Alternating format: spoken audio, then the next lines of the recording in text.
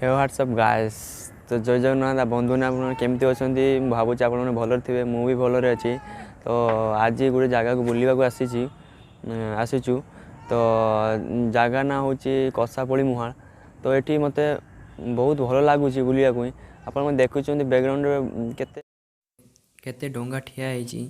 और मत्स्यजीवी मैंने भी देखो डोंगा भितर एवं रही केते डोंगा भी एवं आसला माछ नहीं से मार्केट को नहीं जाऊँच और केते डोंगा भितर एवं जीवे से माने समुद्र में पानी फुल है फुल है से बाहर के जी देखो से जिनपतर पानी और बरफ और इत्यादि से नहीं जाऊँच। तो कहीं से जीवे एवं 2-3 दिन भितर समुद्र भितर रे तो खावाई तो किसी दरकार ना। तो खावाई भी से नौ देखो डोंगार सब एवं भी अच्छी डोंगा भितर देखूँ केते बड़ बड़ डोंगा भी ठिया है देखो आपको देखा।